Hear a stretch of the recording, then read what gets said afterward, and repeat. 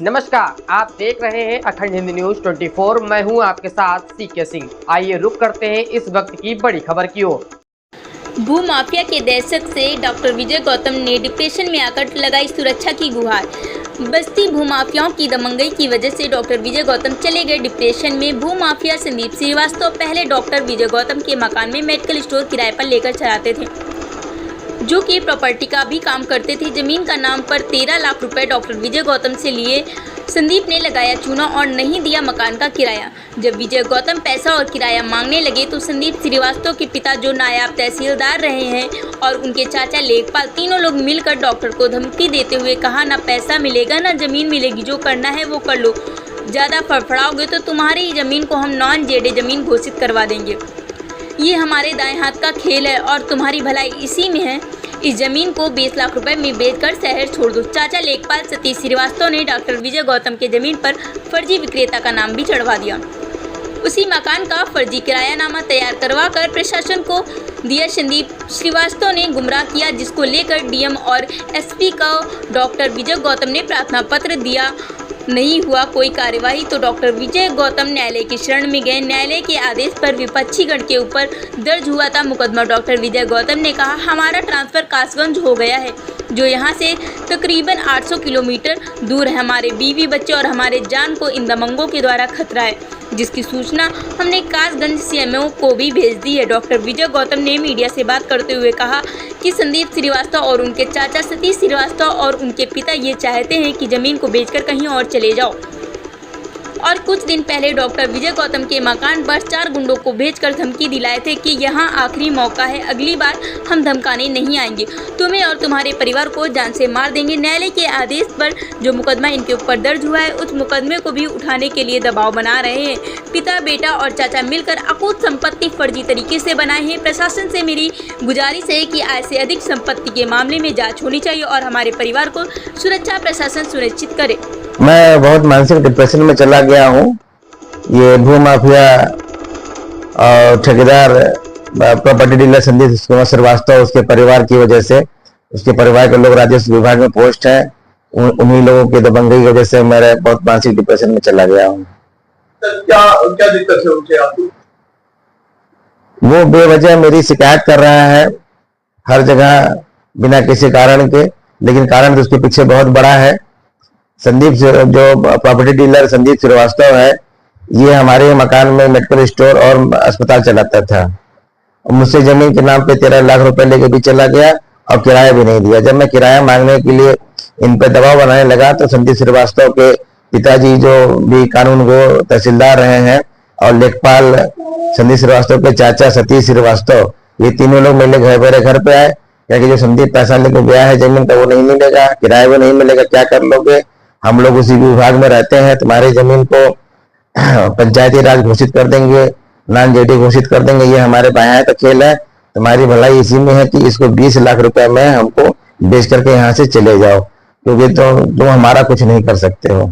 इन्होंने जो है जमीन पे हमारे विक्रेता का भी नाम, इसके चाचा जो है सतीश श्रीवास्तव लेखपाल है, इन्होंने हमारी जमीन भी विक्रेता का भी नाम चढ़वा दिया है। इनका उद्देश्य यही है कि जमीन को हड़प लें, और इसी हड़पने के उद्देश्य से ही प्रॉपर्टी डीलर संदीप श्रीवास्तव ने हमारी जमीन का फर्जी किरायानामा तैयार करवाया है, जिसका हमने पुलिस अधीक्षक को सूचना दिया और पुलिस अधीक्षक और न्यायालय के माध्यम से इनके ऊपर मुकदमा 419, 420, 467, 68, 69 का मुकदमा इनके ऊपर दर्ज हुआ है।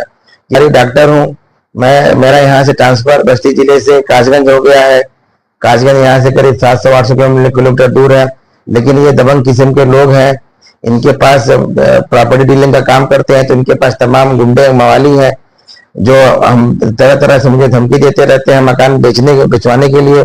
परिवार की सुरक्षा को देखते हुए मैं अपनी ड्यूटी को भी नहीं कर पा रहा हूँ, अपने घर पे बैठा हूँ, जिसकी सूचना मैंने सीएमओ कासगंज को भी दिया है कि इस तरह की घटना मेरे साथ घट सकती है। मेरे परिवार में केवल मेरी वाइफ है, 2 छोटे बच्चे हैं, एक 5 साल के, एक 3 साल के, और कोई मेरा यहाँ पे रहने वाला नहीं है, तो उनकी सुरक्षा कौन करेगा? कौन साग सब्जी लेकर लाएगा? मान लीजिए मेरी भाई साग सब्जी लेने जाती है, उनके साथ कोई हादसा हो जाएगा तो कौन जिम्मेदारी लेगा?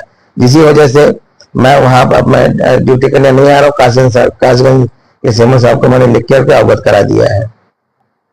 और क्या प्रॉब्लम है आपको? प्रॉब्लम यही है कि ये लगातार दबाव बना रहे हैं जमीन मुझसे बेचने के लिए कि जमीन बेच दें और यहाँ से चले जाए जमीन बेच करके। और 13 लाख रुपए ये मेरा जो जमीन के लिए लिए हैं ये ना मैं इनसे ना मांगू और किराया ना मांगू, जबकि मैं अपना पूरा हक लेकर रहूंगा। मैं 13 लाख रुपए जो दिया हूँ, मुझे 13 लाख रुपए वो चाहिए।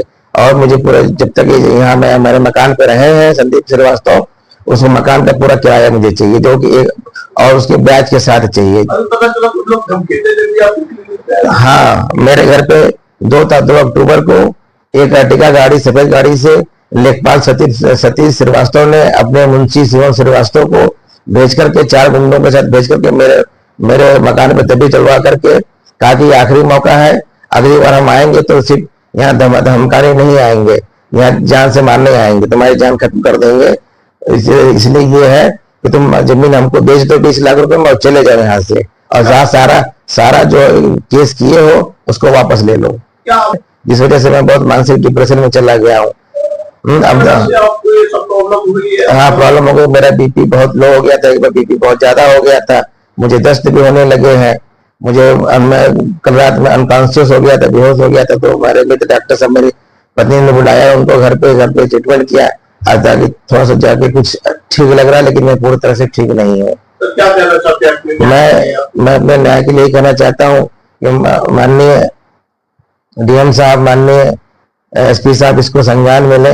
माननीय मुख्यमंत्री जी से भी मैं गुहार लगाता हूँ इसको संज्ञान मिले, और इन गुंडों को जल्द से जल्द मेरे पत्रावली पे कार्रवाई करके या अन्य जांच करा करके इन पे कार्रवाई करें। और माननीय सीएम साहब से भी मैं ये कहना चाहता हूँ कि मैं कोई बहुत प्राइवेट पार्टी से नहीं करता हूँ। ये अस्पताल मैंने किराए पे दे रखा है और उसी किराए से मेरा भरण पोषण चलता है। किसी से मैं मन बहलाने के लिए मैं अस्पताल में बैठ जाता हूँ।